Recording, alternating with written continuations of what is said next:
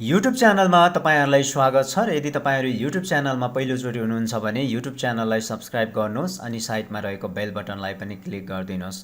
अब तपाईँ मजाले थकान मेटी मेटी आफ्नो बेडमा पल्टेर पनि तपाईँ हामीसँग रहेर अनलाइनबाट इन्टरनेटमा तपाईँ जहाँ बसेर पनि पढ्न सक्नुहुनेछ।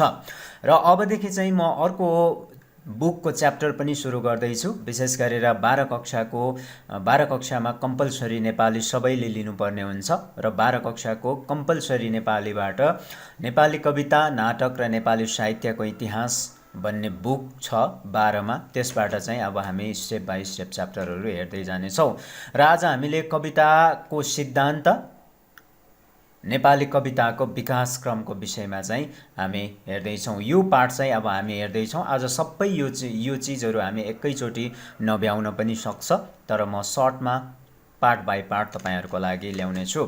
र आज हामीले हेर्दैछौँ कविताको सिद्धान्त र विकासक्रम, त्यस्तै गरेर कविताका तत्त्वहरू, कविताको परिभाषा चाहिँ आज हामीले आजको च्याप्टरमा हेर्नेछौँ। र सबैभन्दा पहिला कविताको परिभाषा तपाईँले हेर्नुहोस्, यहाँ हामी हेर्छौँ।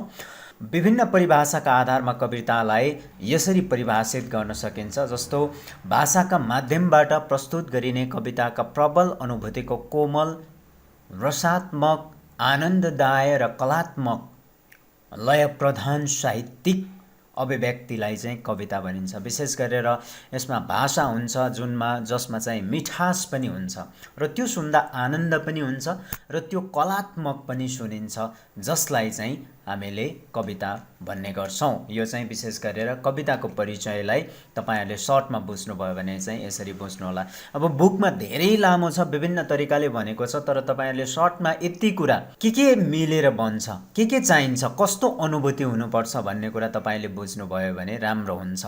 प्रबल अनुभूति, कविताका प्रबल अनुभूतिको कोमल, रसात्मक, आनन्ददायक, कलात्मक, हैन, सुन्दाखेरि रसात्मक हुनु पर्यो, आनन्ददायक हुनु पर्यो र कलात्मक पनि सुनिनु पर्यो। त्यसलाई चाहिँ साहित्यिक अभिव्यक्ति, त्यो प्रकारको एउटा साहित्यिक अभिव्यक्तिलाई चाहिँ हामीले कविता भन्छौँ। र कविताका तत्त्वहरूको विषयमा हामीले हेर्न सक्छौँ। साहित्यका विविध विधाहरूमध्ये कविता सबैभन्दा प्राचीन विधा मानिन्छ। सबैभन्दा पुरानो चाहिँ इतिहास हेर्ने हो भने चाहिँ कविता सबैभन्दा पुरानो मानिन्छ। यो विधा पूर्व पश्चिम दुवै क्षेत्रमा धेरै पहिलेदेखि नै विकसित हुँदै आएको पाइन्छ। समय प्रवाहसँगै गतिशील हुँदै आएको यस विधाले विभिन्न घुम्ती र मोडहरू पार गरी विभिन्न मान्यता र सिद्धान्तहरूलाई आत्मसात गर्दै चाहिँ आएको छ। यसरी अगाडि बढ्दै आएको कविता विधालाई समग्र चिन्न र चिनाउनका लागि यसका निश्चित तत्त्वहरूको आवश्यकता पर्छ। कविताको आफ्नै प्रकारको पुरै संरचना हुन्छ। यो कविता बन्नको लागि पनि एउटा तत्त्वहरू हुन्छ अथवा त्यसको संरचना हुन्छ, त्यसलाई पनि हामीले बुझ्नुपर्ने हुन्छ। कविताका तत्त्वका सम्बन्धमा विभिन्न विद्वानहरूमा एकमत नपाए पनि यसका आधारभूत तत्त्वका बारेमा भने विद्वानहरू बीचमा सहमति देखिन्छ। समग्रमा चाहिँ कविताका तत्त्वहरू चाहिँ कस्ता कस्ता छन् त भन्ने विषयमा यहाँनिर हामी हेर्छौँ। कविता बन्नको लागि अझै यसलाई तपाईँले सजिलोसँग बुझ्नुभयो भने कविता बन्नको लागि के चाहिन्छ भनेर बुझ्नुहोस्। कविताका तत्त्वहरू तपाईँलाई सोध्न पनि सक्छ, कविताका तत्त्वहरू के हुन्, कविता बन्नलाई के चाहिन्छ भन्दाखेरि सुरुमा शीर्षक चाहियो, विषयवस्तु चाहियो, भाव चाहियो, लय विधान हुनु पर्यो, कथन पद्धति हुनु पर्यो, बिम्ब र प्रतीक हुनु पर्यो, अलङ्कार हुनु पर्यो, त्यस्तै गरेर भाषा शैली पनि हुन जरुरी छ। यो कुरालाई यो चाहिँ विशेष गरेर कविता बन्नको लागि, एउटा कविता लेखिनको लागि चाहिने तत्त्वहरू चाहिँ यिनीहरू हुन्। शीर्षक हुनु पर्यो, विषयवस्तु हुनु पर्यो, भाव हुनु पर्यो, लय विधान हुनु पर्यो, कथन पद्धति हुनु पर्यो, बिम्ब प्रतीक र अलङ्कार हुनु पर्यो, त्यस्तै गरेर भाषा शैली चाहिँ हुनै पर्ने हुन्छ। र अब यिनीहरूलाई सरसर्ती छोटकरीमा हेरौँ। शीर्षक भन्नाले के कुरालाई बुझाउँछ त भन्दा शीर्षक कविताको नामकरण नभई कृतिको सारभूत बीजको सूचक पनि हो। भनेको कुनै पनि हामी जस्तो कुनै पनि कविता पढ्छौँ भने सबैभन्दा पहिला के हुन्छ, शीर्षक हुनुपर्छ। बिना शीर्षक कविता लेख्न सकिँदैन। त्यस्तै गरेर यसले कविताको मूल भावको सङ्केत गरेको हुनुपर्छ र जुन शीर्षक हो जुन कविता लेखिएको छ त्यसको शीर्षकले चाहिँ त्यो कविताको सम्पूर्ण चिजलाई छोटोमा एक एक पोइन्टमा त्यसलाई व्याख्या गर्न सकेको हुनुपर्छ।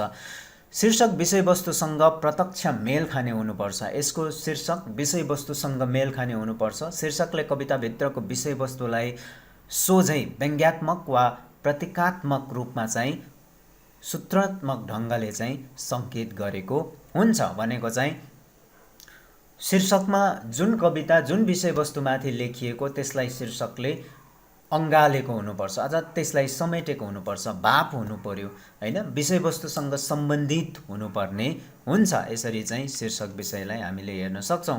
शीर्षक अभिधात्मक र प्रतीकात्मक जुनसुकै हुन सक्छ, तर शीर्षकले कवितामा वर्णित विषयवस्तुलाई चाहिँ वहन गर्नुपर्छ। जुन कविताले भन्न खोजेको हो त्यही अनुसारको शीर्षक चाहिँ हुन एकदमै जरुरी छ।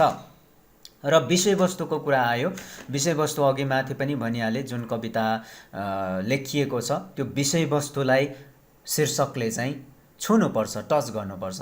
कविता रचनाका लागि चयन गरिएको वस्तु नै, कवितामा चाहिँ रचनाको लागि चयन गरिएको वस्तु नै कविताको विषयवस्तु हो। कुन विषयवस्तुमाथि कविता लेख्ने हैन, जस्तो कि विषयवस्तु केमा हुन सक्छ त, जीवन जगतमा हुन सक्छ, मानवीय स्वभावमा हुन सक्छ, धर्म संस्कृतिमाथि हुन सक्छ, इतिहासमाथि हुन सक्छ, राजनीति, देश, समाज, शिक्षा, स्वास्थ्य आदिसँग सम्बन्धित हुने गर्छ। जुनसुकै विषयवस्तुमा पनि कविता लेख्न सकिन्छ। जीवन जगतका विविध विषयमा कविता रचना गर्न सकिने हुँदा कवितामा विषयगत विविधता पाइन्छ। नेपालमा चाहिँ विभिन्न तरिकाले अब धर्म संस्कृतिलाई आधार मानेर पनि कविता लेख्न सकिन्छ, इतिहासलाई आधार मानेर लेख्न सकिन्छ, राजनीति, देशको परिवेश, समाजलाई पनि आधार मानेर कविता लेख्न सकिन्छ।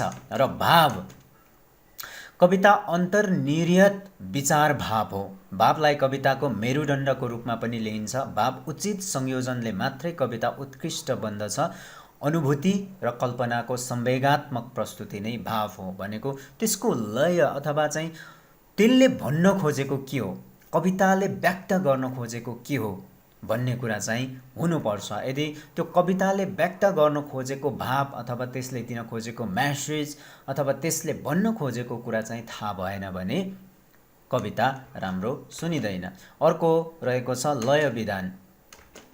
अब लय विधानको कुरा, कविताको भित्री सङ्गीत लय हो। जस्तो कविता भन्दाखेरि, वाचन गर्दाखेरि मिठो सुनिनु पर्यो हैन। कति कविहरूले कविता वाचन गर्दाखेरि अर्कै सुनिन्छ, अनि शब्दहरू जतिसुकै राम्रो भयो, जतिसुकै राम्रो कविता, जतिसुकै राम्रो शीर्षक भए पनि कवितामा त्यो भन्ने शैली मिठास भएन भने त्यो राम्रो सुनिँदैन। कविताका लयका माध्यमबाट भावको संयोजन गरिन्छ। लय कविता विधालाई साहित्यका अन्य विधाबाट छुट्याउने तत्त्व हो। कविले विभिन्न छन्दका माध्यमबाट कवितामा लयको संयोजन गरेको हुन्छ। कविता गद्य र पद्य दुवै शैलीमा हुन्छ। दुवै शैलीको कविता हुन्छ। जहिले पनि कविता कि गद्य हुन्छ कि पद्य हुन्छ भनेपछि त्यो गद्य पद्य कविताको शैलीलाई चाहिँ आफ्नो भाव, त्यसलाई अब गाउन पनि सकिन्छ अथवा त्यसलाई कुन तरिकाले प्रस्तुत गरिन्छ त्यो लय विधान पनि यसमा हुन एकदमै जरुरी छ। र अर्को कुरा रहेको छ कथन पद्धति। स्रष्टाले आफ्नो सामग्रीलाई प्रस्तुत गर्दा मुख्य माध्यमका रूपमा आउने महत्त्वपूर्ण विधिलाई कथन पद्धति भनिन्छ। कविले विभिन्न ढङ्गले कवितालाई प्रस्तुत गरेको हुन्छ। कवितामा कविले कुन स्थानमा रहेर विषयवस्तुलाई प्रस्तुत गर्दछ र सोही आधारमा कथन पद्धतिको निर्कल गर्न सकिन्छ। भनेको चाहिँ साहित्यकार अथवा कविहरू कुन ठाउँमा रहेर आफ्नो कविता भनिरहेका छ, कुन परिवेशमा उनीहरूले भनिरहेका छन् त, त्यसकै आधारमा चाहिँ यसको कथन पद्धतिको निर्क्युल चाहिँ गर्न सकिन्छ। बिम्ब, प्रतीक र अलङ्कारको कुराहरू भइहाल्यो। अब 5 इन्द्रिय मध्ये कुनै एकलाई प्रभाव दिएर त्यसबाट पाठकका सामु वस्तुको स्पष्ट चित्र उभ्याउनु बिम्ब विधान हो हैन। जुन कविताले भन्न खोजेको कुरा तपाईले व्यक्तिले आफ्नो कविता भनिरहँदाखेरि त्यो सुन्ने व्यक्तिको दिमागमा चाहिँ त्यो कविताले भन्न खोजेको भाव, चित्र देखिनु पर्यो। त्यो चाहिँ विधि विधान हो। शब्दको सहयोगले वस्तुको स्वरूप, रङ वा आकारको चित्र पठनका अगाडि प्रस्तुत गर्नु बिम्बको मुख्य कार्य हो। जीवन र जगतका विभिन्न सन्दर्भ र क्षेत्रबाट टिपिएका विभिन्न सामग्री बिम्ब हुन्। बिम्बको प्रयोगबाट चाहिँ कविता सुन्दर बन्दछ। र अन्तिममा रहेको छ भाषा शैली। कविले आफ्नो रचनालाई सुन्दर बनाउन प्रयोग गर्ने युक्तिलाई भाषा शैली भनिन्छ। मिठो मिठो भाषाहरू हैन, फरक तरिकाले, जस्तो आँखालाई नर्मल्ली हामीले आँखा भन्छौँ, त्यसलाई अब कतिले नयन पनि भन्छ, चक्षु पनि भन्ने गर्छ हैन। यस्ता खालका शब्दहरू, भाषाहरूको चयन कवितालाई प्रकट गर्ने माध्यम नै भाषा हो। कविताभित्र वर्णदेखि अनुच्छेदसम्मको विशिष्ट भाषिक संयोजन पाइन्छ। कवितामा वर्णन, शब्द, पदावली, वाक्य र अनुच्छेदको चयन कौशलता कविताको भाषा शैली हो। भनेको चाहिँ कविता रचना गर्दाखेरि अथवा त्यो कविता रचना गर्दाखेरि त्यहाँनिर कस्तो खालको भाषा शैली प्रयोग भएको छ भन्ने कुरा चाहिँ एकदमै महत्त्वपूर्ण रहन्छ र यसले चाहिँ कवितालाई सुन्दर बनाउने गर्छ। र आजको च्याप्टरमा हामीले यिनै विषयवस्तुहरूमाथि कुरा गऱ्यौँ। विशेष गरेर कविताका तत्त्वहरू के हुन्छन् र कविता भनेको के हो भन्ने कुरा चाहिँ हामीले हेऱ्यौँ। र आगामी दिनमा अब अन्य च्याप्टरहरू आउने नै छ। र यसको लागि तपाईहरूले युट्युब च्यानललाई सब्स्क्राइब गर्नुहोस् अनि साइडमा रहेको बेल बटनलाई क्लिक गर्नुहोस्। तपाईहरूले युट्युब च्यानललाई फलो गर्नुहोस्, आफ्नो साथीलाई पनि फरवार्ड गर्नुहोस्। तपाईँ मजाले आफ्नो बेडमा पल्टेर कानमा हेडसेट लगाएर तपाईँले मजाले युट्युबमा हेर्न सक्नुहुन्छ, बुझ्न सक्नुहुन्छ, त्यसलाई नोट गरेर एक्जाममा लेख्न सक्नुहुन्छ। Thank you so much.